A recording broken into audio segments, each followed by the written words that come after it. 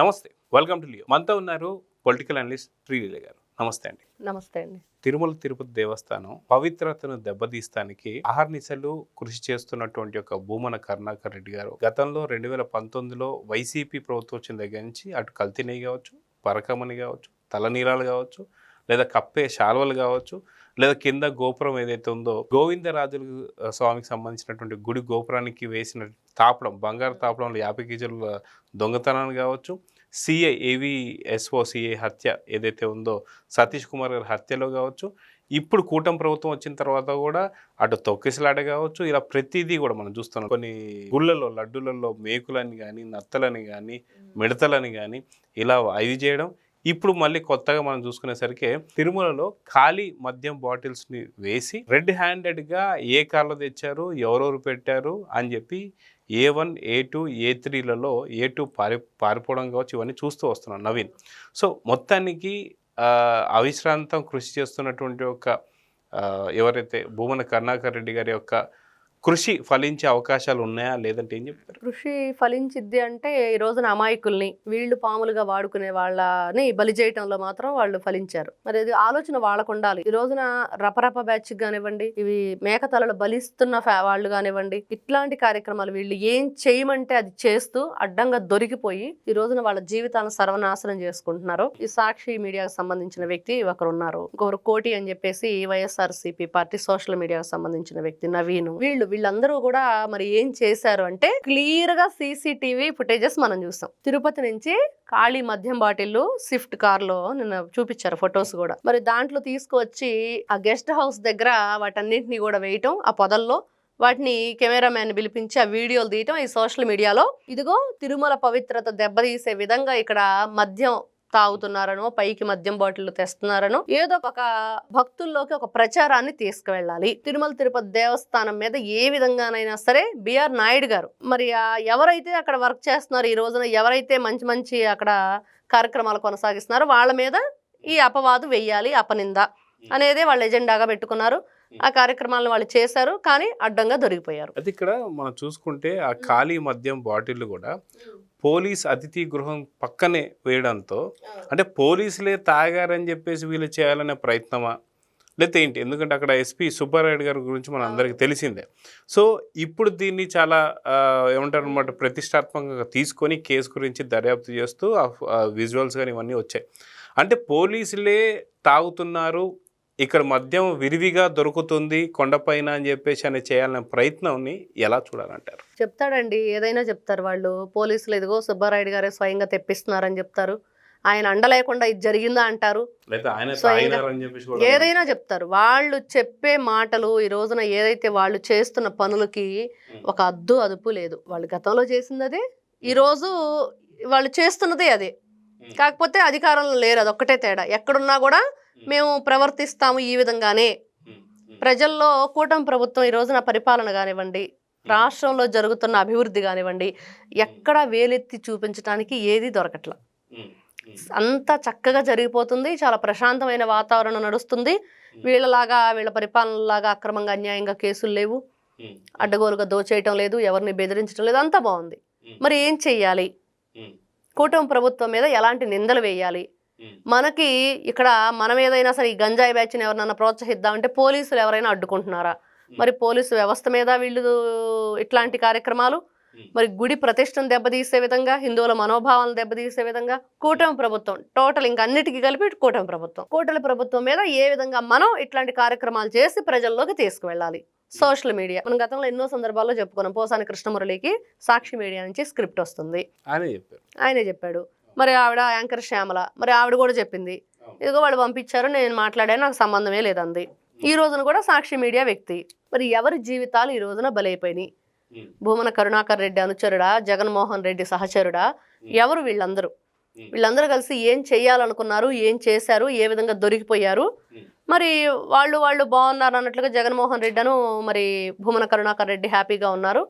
వచ్చిన తిప్పలల్లా వీళ్ళకి ఈ రోజున అంటే వాస్తవానికి ఒక వ్యక్తి మీద కసిగట్టడం కావచ్చు, పగ పెంచుకోవడం కావచ్చు, వారిపైన రాజకీయం చేయడం కావచ్చు, లేదా కక్ష సాధింపు, అది కామన్ అనుకుందాం. ఒకవేళ కడప రాజకీయాలు కావచ్చు, సీమ రాజకీయాలు కావచ్చు. కానీ దేవుడి పైన కసి కట్టడం కావచ్చు, పగ పెంచుకోవడం కావచ్చు, ఎలా చూడాలి? గతంలో మనం చూసాం వైఎస్ రాజశేఖర రెడ్డి గారు కూడా సేమ్ అదే 5 కొండలు కాదు 2 కొండలు చాలన్న మాటలు మనం చూసాం. అదేవిధంగా ఇప్పుడు తనకంటే తండ్రికి మించిన తనయుల్లాగా ఏదైతే దేవుడికి సంబంధించిన పవిత్రమైనటువంటి అంటే స్వామివారితో సమబుద్ధిగా మనం చూసేటువంటి ఒక లడ్డు ఏదైతే ఉందో ఆ పవిత్రం దెబ్బతీస్తూ నెయ్యి వాడడం కావచ్చు, అదేవిధంగా చూసుకుంటే అక్కడ తలనీళ్ళను అమ్ముకోవడం కావచ్చు, ఇది చాలా జరుగుతూ వస్తున్నాయి. సో దేవుడి మీద కసి పెంచుకోవడాన్ని ఎలా చూడాలంటారు? ఇక్కడ దేవుడి మీద కసి అనటం కంటే ఏదైతే ఆ హిందూ ధర్మం రోజున వాళ్ళు అన్య మతస్థులను అక్కడ ఉద్యోగ నియామకాలు చేశారు. దేనికోసం చేశారు, దేన్ని ప్రోత్సహించడానికి చేశారు, ఎవరి కోసం? ఖచ్చితంగా మనకు అక్కడ కనిపిస్తుంది ఒక మతం పట్ల వాళ్ళు ఇంట్రెస్ట్ చూపిస్తున్నారు. టికెట్లు వెనక కూడా క్రైస్తవ సింబల్తో మనం చూసాం ఎన్నో సందర్భాల్లో. మరి దేనికోసం వీళ్ళు చేస్తున్నారంటే క్లియర్ గా మనకు అక్కడ కనిపిస్తుంది. ఇదిగో వాళ్ళ ఎజెండా ఇది, తిరుమలను దిగజార్చే విధంగా వాళ్ళు అక్కడ ఏ విధంగా స్ట్రాంగ్ గా వాళ్ళ స్థానం ఏర్పరచుకోవడానికి వాళ్ళు ప్రయత్నం చేస్తున్నారు. మరి 4 గోడల మధ్య బైబిల్ చదువుతున్నానన్న జగన్మోహన్ రెడ్డి గారు, మరి జ్వరం వచ్చినా కూడా క్రిస్మస్ వేడుకల్లో పాల్గొన్న జగన్మోహన్ రెడ్డి గారు, మరి తిరుమల తిరుపతి దేవస్థానానికి గతంలో ముఖ్యమంత్రి స్థానంలో ఉండి సతీ సమేతంగా స్వామివారికి పట్టు వస్త్రాలు సమర్పించడానికి కూడా ఆ రోజున మరి అతను రాకుండా మరి వాళ్ళ తాడేపల్లి ప్యాలెస్ లో తిరుమల తిరుపతి దేవస్థానం సెట్టింగులు వేయించి ఎక్కడా కూడా స్వామివారి నమూనాలు ఉండకూడదు. మరి అలాంటిది అది చట్ట వ్యతిరేకం ఆ రోజున వాళ్ళు చేసింది. దాని మీద ఇప్పటికైనా తిరుమల తిరుపతి దేవస్థానం వాళ్ళ మీద కేసు నమోదు చేయాలి. మరి వెంటనే ఎవరు రియాక్ట్ అవ్వట్లేదు. మరి ఇట్లాంటి కార్యక్రమాలన్నీ చేసింది ఎందుకోసం అంటే వాళ్ళకి భయం లేదు, భక్తి లేదు, మరి ఒక సమాజం పట్ల గౌరవం లేదు, ప్రజాప్రతినిధులుగా మనం ఎందుకున్నామనే ఆలోచన లేదు. వాళ్ళు ఎంతసేపటికి దాచుకో పంచుకో అంటాం. ఇదిగో ఇలాంటి కార్యక్రమాలు, అన్యమత ప్రచారాలు, అన్యమతస్తులను అక్కడ ఎక్కువగా ప్రోత్సహించటం, వాళ్ళు టోటల్గా ఇటు మతాల్ని, కులాల్ని, రాష్ట్రంలో ప్రాంతీయ విభేదాలని అన్ని విధాలుగా కూడా స్పాయిల్ చేసేసి వాళ్ళు ఏదో ఒక లబ్ధి పొందుదాము, విభజించు పాలించు అన్న దాని మీదుగా వాళ్ళు తీసుకెళ్తున్నారు. వాళ్ళ ఎజెండా ఒకటే, అందరూ కలిసి ఉంటున్నారు. వీళ్ళని ఏ విధంగా విడగొట్టాలి, కమ్మ కాపు కులాలు లేదా మతం, ఇదిగో మేము బైబిల్ వదిలేస్తే కోతకు వస్తామని చెప్పేసి బెల్లింగం మాట్లాడాడు. అసలు ఈ సంబంధం లేనిది పాస్టర్ ప్రవీణ్ గారి మరణం ఎవ్వరికీ సంబంధం లేనిది. అంటే మనం కూటమి ప్రభుత్వం అధికారంలో వచ్చినప్పుడు దగ్గర నుంచి చూస్తే ప్రతి ఒక్కటి వివాదమే. ఇదంతా కేర్ ఆఫ్ అడ్రస్ ఎక్కడ కనిపిస్తుంది? వైఎస్ జగన్మోహన్ రెడ్డి గారు. మరి ఆయన నిన్న చూస్తే రప్ప బ్యాచ్ ఏదైతే గోపాలపురం నియోజకవర్గంలో హోమ్ మినిస్టర్ గారు చేసిన తానేటి వనిత గారు స్వయంగా వాళ్ళని వెంట పెట్టుకుని వెళ్ళి జగన్మోహన్ రెడ్డి గారి దగ్గర భేటీ చేయించి చక్కగా నేనున్నాను, మన లీగల్ టీం మీకు అండగా ఉంటుందని చెప్పి ప్రోత్సహించిన వైనం. అంత ఘోరంగా వీళ్ళు ప్రవర్తిస్తుంటే ఈ రోజున ఆయన ప్రోత్సహిస్తున్న మనుషులు ఎవరైతే వాళ్ళు చేస్తున్న కార్యక్రమాలు, మరి దీని మీద నిజంగా కుటుంబ ప్రభుత్వం ఇంకా మంచి ప్రభుత్వం అనిపించుకోండి, కాదని అంటల్లా. కాకపోతే అదే టైంలో మరి ప్రజలకు రక్షణ కల్పించాలి, వాళ్ళకు ఒక భరోసా ఇవ్వాలి, చేస్తున్న వాళ్ళకి కఠినమైన శిక్ష ఉండాలి. మరి ఈ రోజున తిరుమల తిరుపతి దేవస్థానంలో ఇంత ఘోరంగా వాళ్ళు మరి సీసాలు తెస్తుంటే మరి అక్కడ సెక్యూరిటీ ఎవరు? మరి వాళ్ళ మీద కూడా ఈ రోజున ఉంటుంది, ఎందుకు ఎంక్వైరీ చేయలేదు? మరి వాళ్ళ భాగస్వాములుగా ఉన్నారు. ఈ రోజున వాళ్ళది ఫోన్లు ఫోరెన్సిక్ రిపోర్ట్ పంపించారు, ఎవరెవరు వాళ్ళతో మాట్లాడారు, ఏం మాట్లాడారు ఖచ్చితంగా బయటికి తీయాలి. ఈ రోజున ఏదైతే పరకామణి కేసులో పోలీసులు కూడా కుమ్మక్కయ్యారంటున్నారో దీంట్లో ఎవరు కుమ్మక్కయ్యారు? ఖచ్చితంగా. ఎందుకంటే వాస్తవానికి మీరు వెళ్ళినా నేను వెళ్ళినా ఎలాంటి విఐపి వెళ్ళినా సరే కారు ఖచ్చితంగా కింది నుంచి పై దాకా చెక్ చేస్తారు, డిక్కీ ఓపెన్ చేస్తారు, బ్యాగుల్లో ఏమున్నాయో చెక్ చేస్తారు, బ్యాగులు స్కానర్ లో పట్టుకెళ్తారు. ఈ బాటిల్స్ ఎక్కడి నుంచి వచ్చాయి, ఆ కారు ఎక్కడి నుంచి స్టార్ట్ అయింది, బాటిల్ ఎక్కడ తీసుకున్నారు, ఏ గేట్ దగ్గర ఈ చెకింగ్ జరిగింది, ఆ గేట్ దగ్గర చెకింగ్ జరిగే దగ్గర వీళ్ళని ఎవరు వదిలిపెట్టారు, ఇవన్నీ ఖచ్చితంగా తేలాల్సిందే. ఎందుకంటే భూమన కరుణాకర్ రెడ్డి గారు గతంలో చెప్పినట్లుగా నా మనుషులు 2000 మంది తిరుమల తిరుపతిలో ఉన్నారని చెప్పారు. అసలైన చెకింగ్ పాయింట్ లోనే వాళ్ళ మనుషులు ఉన్నప్పుడు ఎలాంటి ఆటలైనా సాగుతాయి. ఈ రోజున ఇచ్చేశారు, రేపు ఏం చేస్తారో అనే భయం అయితే ఖచ్చితంగా ఉంది. ఎందుకంటే ఎలా మాట్లాడాలో కూడా ఇప్పుడు సతీష్ కుమార్ గారి మరణం చూస్తుంటే దారుణంగా చంపేశారు. రేపు ఎలాంటి దానికి వీళ్ళు వడిగడతారు, ఏం చేస్తారు అనే ఆందోళన చాలా ఉంది.